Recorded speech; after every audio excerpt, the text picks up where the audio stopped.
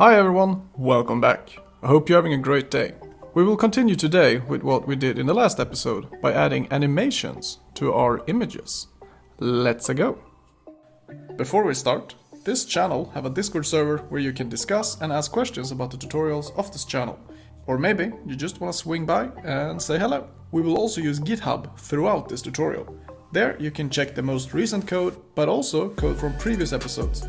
That comes in handy when something works differently on your side compared to what you see in the episode. And for the people that want to go the extra mile to support the channel, there is a Buy Me a Coffee page and also a membership option on YouTube with some basic perks. With that being said, let's get back to the episode.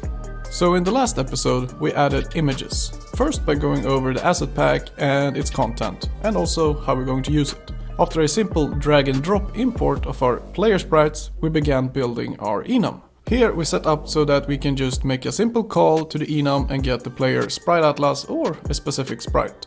This enum will be very useful in the development of this game. We also added a simple enemy to our game, the skeleton, and after playing around for a bit, we got skeletons raining down. Now, let's make those images animate. Before we get into animate the player and anything else, we need to take a look at the sprite sheets in this asset pack for, well, the characters. Right here we have the player sprite atlas. The 4x4 at the top, these four, are actually the walking animation. And down here we have the attacking animation and then jumping.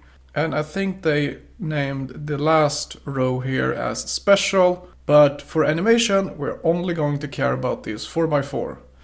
And they are based on direction. So you have the player walking downwards, upwards, to the left, and then to the right.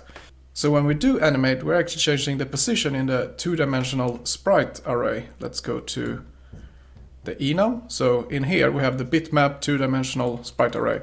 So when we animate, we're actually changing the position of the index, the index in that array. And by changing that image in an even pace or even speed, we get the illusion of animation. And depending on the direction the player is facing, we're also changing the X index. And here we have the Y index and here we have the X index. So that's something we need to keep in mind. And I'm actually used with the sprite atlas being flipped so that the first row is walking to the right, the second is to the left, etc. But here we have the Y position is actually setting the animation index, so we need to keep that in mind. We can actually stay in the game panel for this episode. We don't need to go into making a enemy class, player class, etc. We can keep everything in the game panel, and then later when we talk about the structure, how we build up our entities and characters and players and so on, we move the code into those classes. But for now, we're gonna stay in the game panel. And let's just start out by adding two new variables, or fields if you will. And we need private int player animation index y, and then player animation index x. I think that is good enough. Then we need a private int animation tick. And then we need a private int animation speed. So these first two is going to determine what sprite we're getting. We're getting the player Y index and the player X index in that sprite array. And then we have an animation tick that is increasing every update. And as soon as that animation tick reaches the animation speed value, so let's say we have speed of 20, as soon as animation tick reaches 20, we increase the player animation index by 1.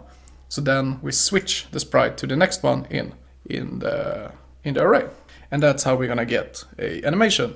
And as soon as the player animation index is more or equal than 4, we are going back to 0 and we'll restart the animation. So with these 4 ones, we are going to add a method here. Can minimize this a little bit, like so. And down here we have a private void update animation. And for this method, we probably could use delta to ensure that the animation is going based on time and not the amount of updates, in case we have some loss of updates due to lag or whatever.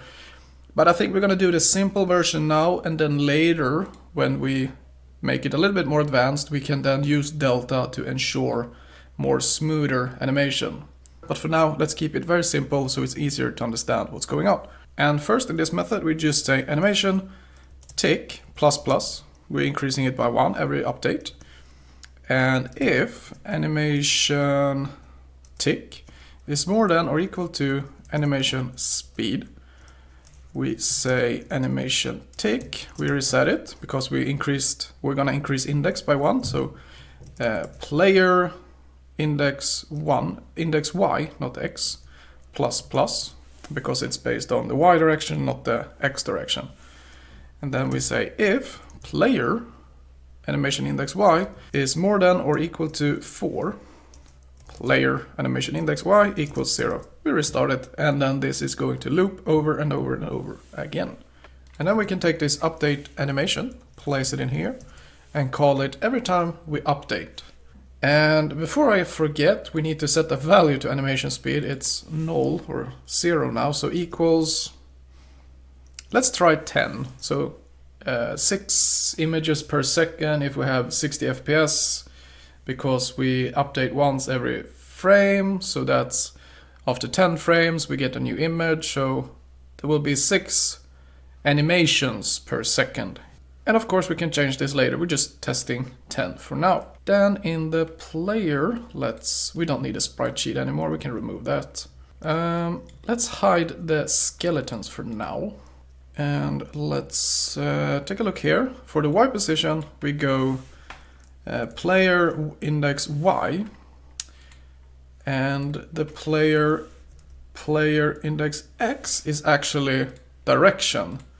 So maybe we should say, let's change that variable name. So right click the variable, refractor, rename. If you do this, then it changes the name everywhere it's being used. So player face direction, I think, is a good name. So we changed it here, but it also changed here because we're using it there. But it's grayed out, it's not being assigned, and we kind of want to assign it. And instead of giving it the value 1 and then, what was the direction? I need to look up the sprite atlas again. For example, 1 would be facing up, 2 would be facing left, 3 facing right, and 0, well, down. Instead of doing it like that, we can create some constant values. And we have used enum, let's see, enum's here. But they are a bit more powerful than what we need. We just need an integer with a name and then the value for that. So in our project, we can right click our main package here and create a new package, and we can call that helpers. And in here we will just have a simple Java class, and we're gonna call it GameConstants. And we can make this class public final, making it so that it can't be made into an object. So if someone tried to, or if we try to make GameConstant into an object, that wouldn't work. And in here we can add classes for different types of constant values. So for example, right now we want to create constant values for directions that we can use anywhere. So public static final face direction. And then we add brackets, like so. Public static final, class, it's a class. And in here we're gonna add the constant. So for example, we have public static final int right. Or rather, let's not keep the class name in uppercase. Face direction, but the actual value should be in uppercase, equals, let's take a look at our sprite, that is 3, and then let's copy this 3 times, We have 0, 1, and 2. 0 is down, so we call it down. Then we had up, I think, up, and last we had left. So if we take a look here, we have down, 0, up, 1, left, 3, and the last will be right. Yeah, that looks good. And now we can keep it, but we can minimize this and go to our game panel. And for our player face direction, we don't say 1, we say game constants dot face direction dot whatever we want. So let's say down. So now the player's face direction is down. And if we want to change it, we can just say up and so on. So now it's much easier to see what direction the player is going to face because we made a game constant. Alright, so now if we run this, hopefully it will work. Let's take a look. And if the emulator looks a little bit different, it's because I've updated the Android Studio and the emulator update was part of it, but it still works the same. And apparently wherever I press, we have the new position of the player. And yeah, I actually think 10 in speed for our animation speed is a good value. Yeah, that looks good. Let's see if we can change the direction of him. So he's facing down, let's go right. And then we restart it, of course. And now we should face to the right. And he does. Beautiful. And of course we have no way of moving the player except left clicking on the screen, but that's something that's gonna come later. Let's also change the direction the player facing depending on where we click. So if we click above the player like here, we're moving to that position, but we're also changing the direction to up. And the same goes with press underneath, left, etc. So how can we do that? In our untouch event here, we can add a float, not caps, float new x is equal to, and we're gonna take these, and float new y equals event.getY. And we want to get the difference between the new position and the old position, because we still haven't set the new position in the player position. So we want to get a float x difference is equal to math, and this math library or class, whatever you want to call it, contains a lot of different math operations. So if you want to do something more complicated than minus or plus, you can probably find it in the math library. So for example, we want to get the absolute difference between the new x and the old x. And instead of checking which is higher, so if, for example, if new x is bigger and then we go x minus new x, then we get a negative number. To skip all of that, we can just say math.absolute new x minus x. So it doesn't matter, we just want to know the difference between the two. We don't want to figure out first which one is bigger, so we don't get a negative distance value. So math.absolute is very good to use. Then float y difference is equal to math.abs new y minus y. And next we're just going to keep it very simple to check which is bigger, and then we're going to set the face direction for the player based on which is bigger. So if x difference is bigger than y difference, then we also want to check is if new x is bigger than x. That means that you click to the right side of the image or the player model. So we say player face direction is equal to game constants dot face direction dot right. And we want to add brackets here because it's gonna be hard to read otherwise. And in here we go else, and that means it was placed on the left side.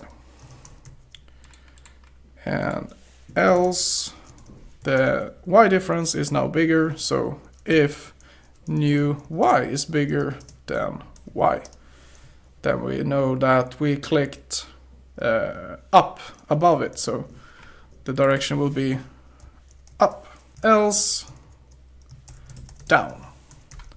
And I think that checks out. And then we can just say new x and of course new y. And of course I need to add semicolon there. It's a little bit more calculations, but this is just temporary to see if we can change the direction of the player during the runtime. Alright, so in the middle, alright. I think we got the y direction flipped, but the right seems to do right. If new y, oh, it's bigger, not less. It should be opposite, obviously. My bad. And we run this again. Yeah, it's moving down, it's moving up, and it's moving to the left and to the right. That's just to see if we got proper animation going on, and we do. Beautiful. Let's bring our skeleton back into the game and have him change to a random direction at a specific time interval. So first, we can hide this array list for now. We can hide that. And do we have somewhere? There we go. Let's hide that as well, or comment it out. Nothing else, I think. No. And let's go up here now and add a private point f skeleton pos. And we're gonna copy that, and skeleton pos equals new point f. And we can actually copy this section right here. Random 1080 and random 1920. Alright, fair enough. And after setting a random position, let's create a private integer skeleton direction. And we can go copy that and set it to down, moving downwards first. And now in our update, where we used to update our skeletons, we're gonna update our skeleton. But first, we can go with switch, adding a switch here for skeleton direction. And then case for skeleton facing direction down, we do something. We can actually copy this 3 times. And we can add a break, of course. Break, break, break, and not down, but up. Then right, and then left. Alright. And if we're moving down, we want to actually copy what's going up here. So we can say skeleton pos.y plus equals delta times 300. And if we are moving up, we go minus y delta. Going to the right, we change position x. And if we're moving left, change y to x and also minus delta. Perfect. But what if we're moving down and we're going past the screen, or more than the screen limit? So we need to first check if skeleton position.y is more than or equal to 1920. If that's the case, we say we flip the direction. So instead of going down, we're going up. Of course, we need to set it to something. Skeleton direction equals like that, and semicolon, not colon. All right, and we can copy this for up, but instead of checking if it's more than 1920, we check if it's less or equal to 0. Then we set direction to down. And we do the same for our right and left. 1080 going to the right, but it needs to be the x. Oh, 1080. And then we change the direction to left. Copy that and go here. Position x, 0, less than or equal to 0. Direction then goes right. Perfect. So if we run this now, the enemy is only gonna go in 2 directions or 1 axis. So let's see what happens. And maybe we need to draw the skeleton using that position. So c.draw bitmap game character dot skeleton get sprite and player animation index. Let's use the same animation index. So player animation index, but the facing direction will be skeleton direction, and then skeleton pos.x, skeleton pos.y, and null for the paint. So let's run this and see what happens. Moving down, and it's coming back up, and it's gonna bounce up there. Yes, we can probably make him change direction a little bit sooner. So instead of 1920, we can say 1820 and see if that looks a little bit better. It's because of the border here and also the border up here. 1820 wasn't good, let's go 1720. So yeah, it's the border here we haven't taken care of, and of course these big two bars up here that changes the size of the screen for us a little bit. But yeah, going up and down. Perfect. And let's give him some random direction changes. And we need some way of checking that once in a while. So we have the random, but let's add a private long last their change is equal to system.currentTimeless. We don't have to be using nanoseconds. And we can then we can remove this after updating this direction for the skeleton. Now let's do it before. So if system.currentTimeless minus last direction change is more than or equal to, and how many seconds? Let's go with 5 seconds. And then 5,000. So 5,000 is 5 seconds in millisecond. We say skeleton direction is equal to rand.nextInt, and we place 4. So 0, 1, 2, 3.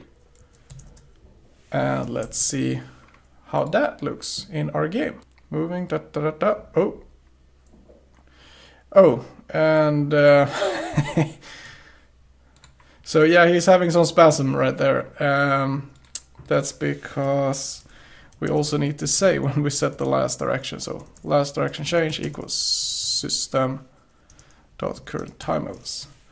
I think he will be happier.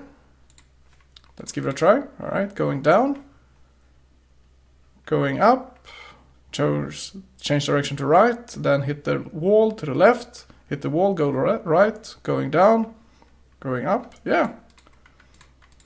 So there is some random to his movement, but I think 5 seconds is too much. Let's go with just 3 seconds and see the difference.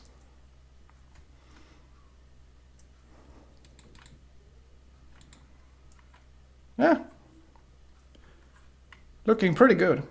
All right, so we got animations working and some other things that helps us visualize how they're gonna look in the game later on. So the skeleton is moving fine, the player's moving fine, but standing still. That's something we're gonna cover later when we have user inputs to move the player. But for now, this looks pretty good. All right, that's all for today, folks. I hope that you enjoyed today's episode. And if you did, don't forget to hit that subscribe button to see when the next episode goes live. Until then, take care now and have a wonderful day. Cheers!